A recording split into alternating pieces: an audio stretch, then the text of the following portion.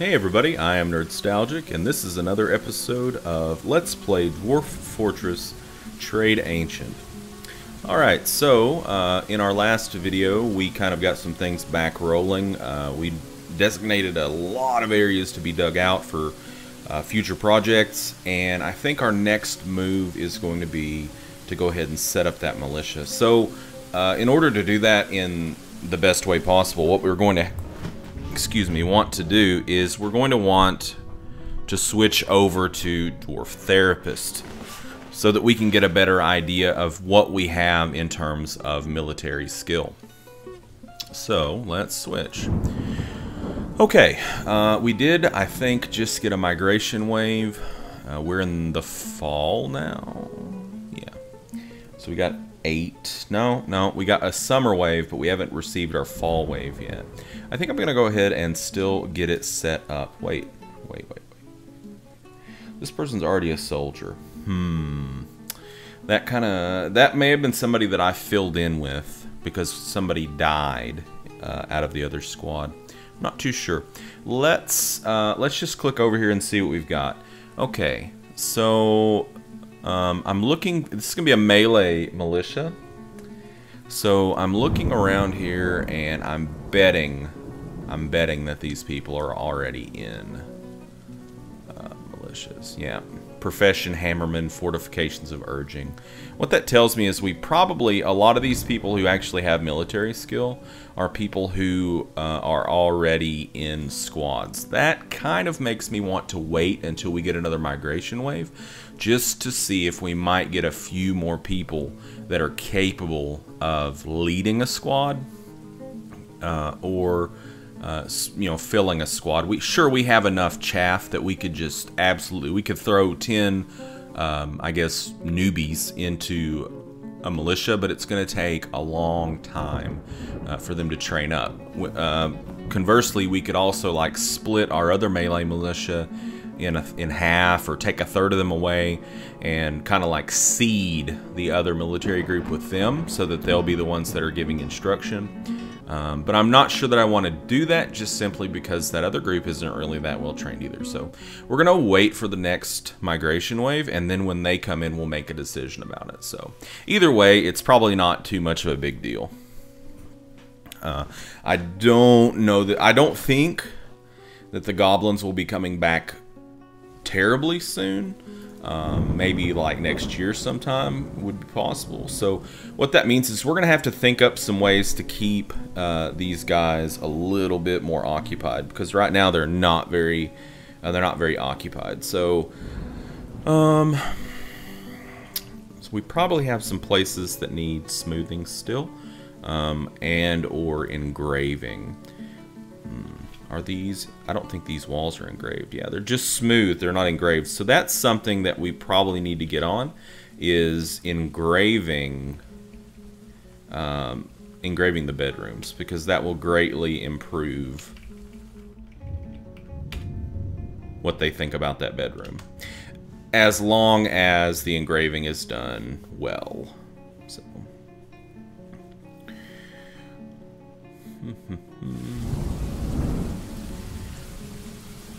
Could also be time for us maybe to set up another, we could also set up another kitchen area, like on a lower floor, like say this floor.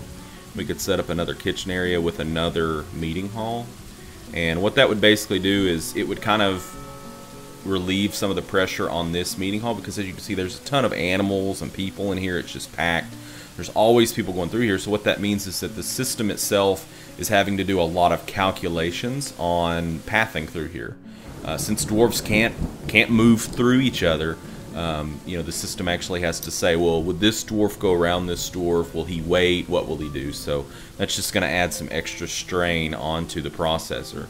And being that Dwarf Fortress only runs on one processor because of the way it's coded, and it just is what it is. We deal with it, but it's kind of it kind of stinks, because yeah, my FPS normally starts to drag once I get to around 140 dwarves, and we're at like 90 now. So FPS going down incoming pretty much. All right, so Looks like this barracks is done, so we're gonna put a door down over here. And we don't want anybody wandering in. And it looks like we've got some patches of moss that we need to deal with, so we're gonna have to build some flooring. Of course we are. So why don't we just floor the whole place? We can almost get the whole place in one fell swoop. We can do like that. So what are we going to use here? Well, we could put wood. We could do wood flooring, but I don't know that I really want to do that. I think we're just going to use the gabbro. We need 100.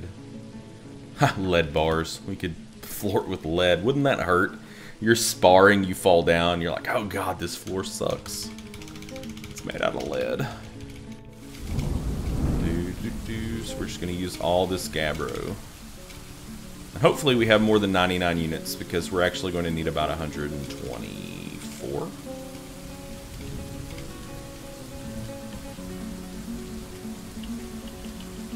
Okay. Gabbro. Yeah, we have 40 more left, so we're okay. But it's going to take a lot of it. And that should keep people... Between that and the smoothing, our peons should be hooked up. Alright, so we're going to build another smelter.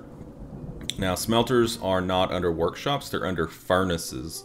And you get to furnaces by hitting E, little E. So we need another smelter. So we're just going to put it like across the hall from our original smelter. The great thing about smelters is that you don't need an anvil for it, whereas we will need an anvil for any additional forges that we make.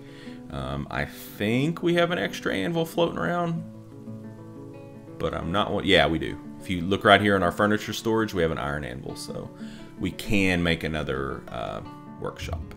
Which will be good because it will allow a little bit of diversification between our workshops. We can have one workshop set up for armor and one workshop set up for weapons. Now, because of the nature of armor, the armor workshop is definitely going to be busier. So we might actually spill some of the armor over into the other workshop, which the game will do that for us automatically because we're going to produce these weapons and these armors through the manager work screen. So we're not going to set up repeat jobs for it or anything like that. At least not right now. So we're going to make our smelter out of, we'll just go ahead and do chert. The big thing with smelters is it just has to be a fire safe stone, so because of the high heat. Alright, so we'll put a smelter there, and then we are going to make another forge, which is F, and we're going to put it right here. Again, across the hall, we'll use the iron anvil, and we'll just go ahead and use the chert again, since it's just right there. What else could we use? Are there any other workshops that we could use? Well, we probably could use a loom. A loom wouldn't be a bad thing. It would let us, I think it would let us spin up our pigtails. So we'll go ahead and set up a loom. And we're going to put it right down here, because that just makes sense. And then, what else could we use? Well, we don't need another, we don't need another clothier, bowyer. We don't really need another carpenter. Jeweler's fine. We already have 2 masons. We don't need another butcher or a tanner. We could theoretically use another craftsdwarf's workshop. Siege workshop is unnecessary at this point. We don't need another mechanics workshop. Still's fine. Farmer's workshop's okay. Those are fine. We could do an ashery. What you do with an ashery is you take, basically, you at a wood burning forge, you can make ash, I believe. Tell you what, let's just explore it right now. This is not something that I've done recently. So, all right. So if we go here to this wood burning, we can add. Yeah, okay. So at the wood furnace, you can make ash. And then what you do with the ash at the ashery, you can make that ash into fertilizer, which what you do then, of course, is you go up to your farm plots and you're like, fertilize this. And you can actually tell it to fertilize automatically, and it will improve your yield. So is having ash a good thing? Yes. Now, as you can see, we're back to making charcoal, which means we've ran out of coke. So it might not also be a bad idea to get another wood furnace going, especially if we're going to make an ashery, which I think we will go ahead and do, just because they are useful, and it would be a cool thing to get to show people who haven't used an ashery before. So we'll set up our ashery there. You do need a barrel to set up the ashery, so we'll go just with the cherry wood. That sounds nice, and a bucket. Let's use the ginkgo wood, and that will get going. And then let's make another furnace. So we want to back out and then hit E, and then we're going to make another wood furnace. So W, and we're going to put it there. Bada bing, bada boom. And what we'll do is we'll separate out the jobs of those furnaces. We'll have one furnace that makes charcoal, one furnace that makes ash. Now we need to go ahead and set up some new stockpiles around these workshops. So this is going to be a smelter. So what do we want around the smelter? Well, around the smelter, what we're going to do, oops, I completely did not think about that. We want, around the smelter, we're going to want, we could do this one or two ways. Either we could put the input around it, or we could put the output around it.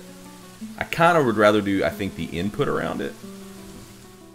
So let's go ahead and enable stone, and then we're going to say no economic stone, no other stone, no clay. So what it's going to do is it's only going to let metal ore be around that smelter.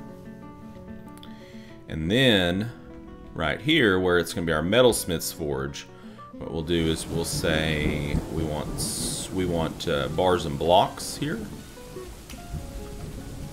like so.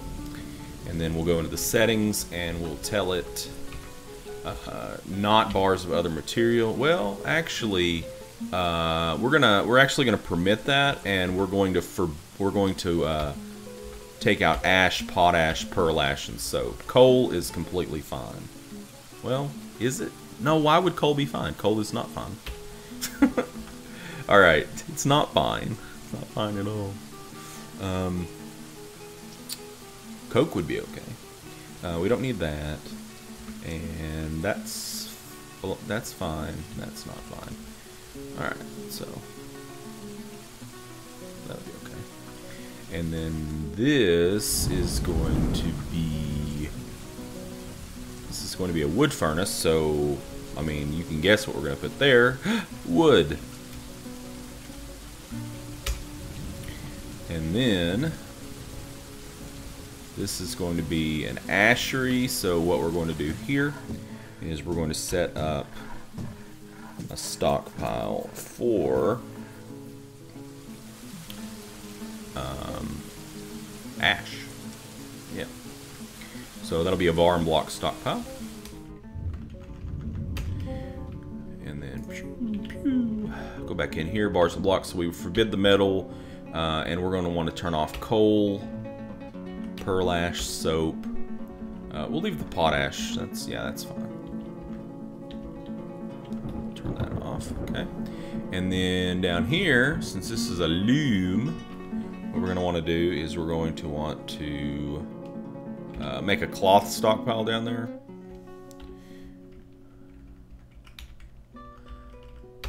However, we don't. This is where you have to be kind of careful.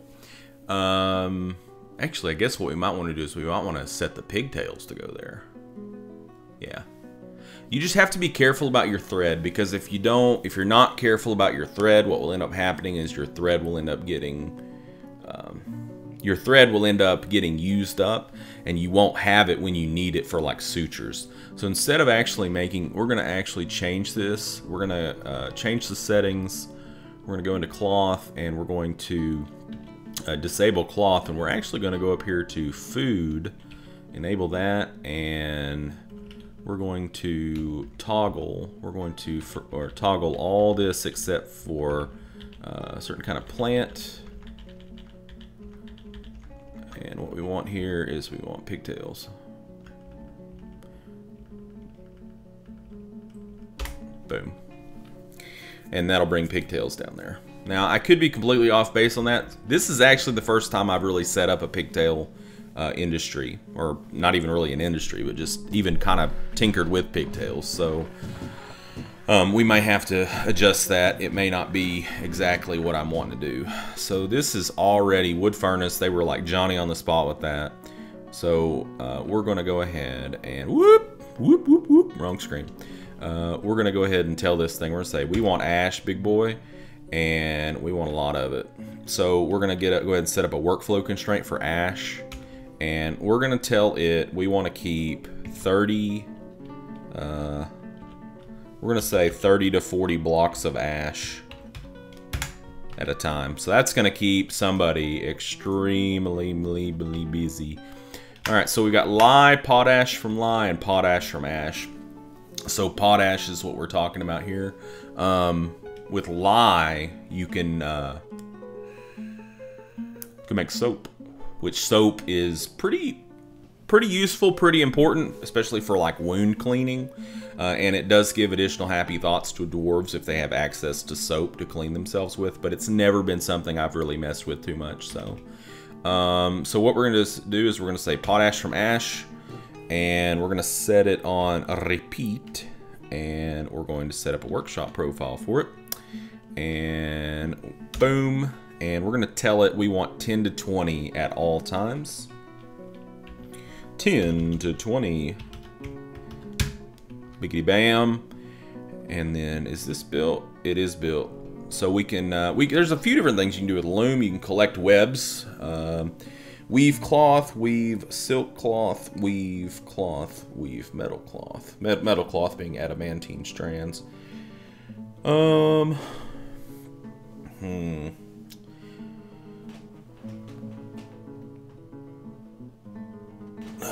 So we can weave cloth with our pigtails.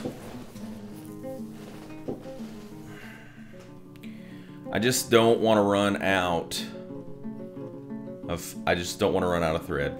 That's my big thing. I just don't want to run out of thread.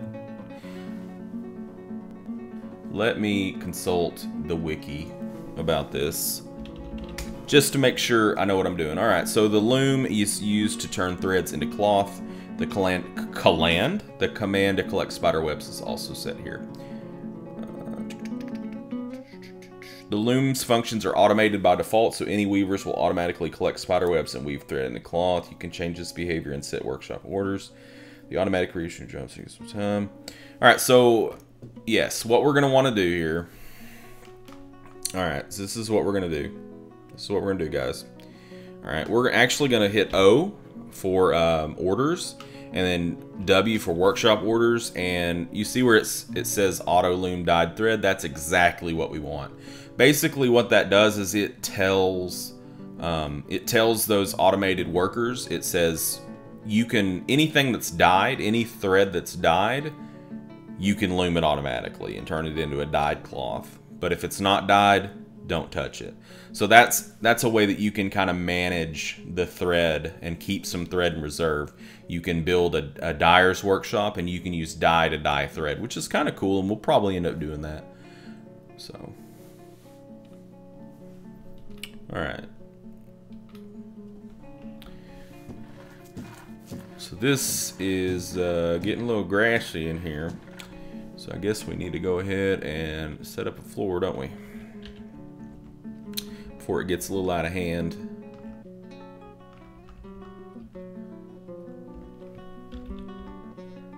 I know these are the most thrilling parts of the videos when I build floors. So we need 30. We're going to end up needing a whole lot more than 30, guys.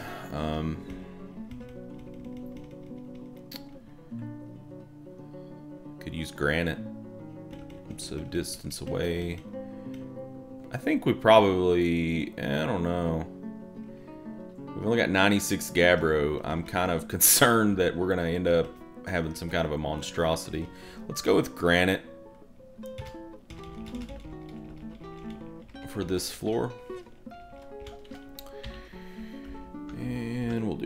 stairs. Well, we probably need to go ahead and floor that.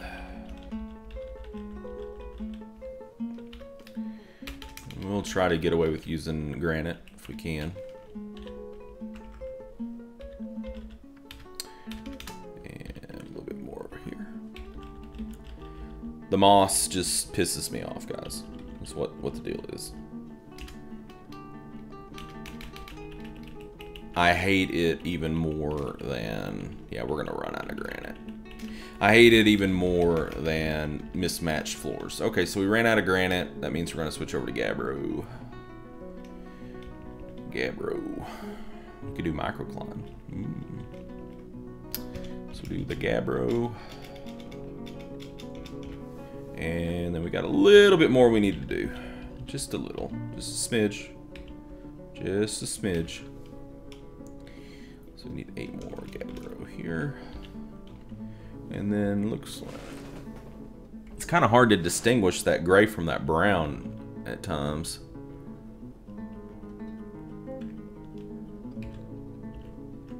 Let's just go ahead and we'll do that. I think that'll take care of it. Busy, busy. Keeping everybody busy. I guess the one good thing about laying the floor like that is the fact that it's already, you know, it comes out, it's like, it's already smooth. It's done. Alright, so we need to make some doors on our workshops. So we're going to put a door there. Doesn't really matter what kind of door. Why don't we just go ahead and turn on planning mode, so that we don't have to fidget with like, oh, I want it to be this kind of door.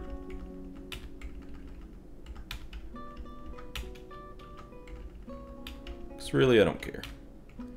The only time I've really cared is whenever they put the gold doors in the wrong places. Okay. And yeah. Okay. Alright, let's take a look and see how everything else is going. So, looks like we've still got all those corpses up there. I really wish somebody would haul those off. Farming, sure. We're already on this layer. Okay, not too bad. This is not the layer that I was wanting to be on. This is the layer that I wanted to be on. I guess we didn't actually set our hotkey correctly. So this is F5. We want to zoom here. End of story. Okay. Okay. Now let's see if these are getting claimed. Nobody. I mean, it could still take some time. Nobody. All right. Down to the mining layer. Let's see what's going on. Holy Moses, look at that action. Okay, so I'm seeing a lot of gems. But I'm not... Yep, there's some tetrahedrite. Praise the Lord. He has seen fit to deliver to us the tetrahedrite. Okay. Then we need to go ahead and tell this smelter. We want to say, hey, bud, Cassiterite, get on it. And... really can't do anything here with these forges just yet, because we need to wait for some bronze to come out. Alright, and what do we got up here? So we got charcoal going. Okay, he's done with that. Okay, that's fine. Craft Store's Workshop. Yep. Looks like we got a lot of pigtails. Let's look inside.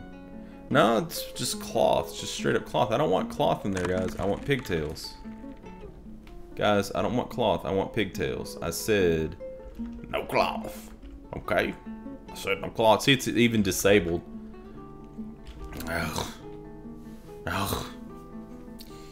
Alright, so everybody's pretty busy. Some migrants have arrived. Excellent, excellent, excellent. Alright. Alright, let's go ahead and put a little cut in there. Since it's already paused, that just makes a nice natural stopping point. And in our next video, we'll see exactly how many migrants we got and see what they can do. See if any of them will be good for the military. And we're gonna keep on rolling. Until next time, game on.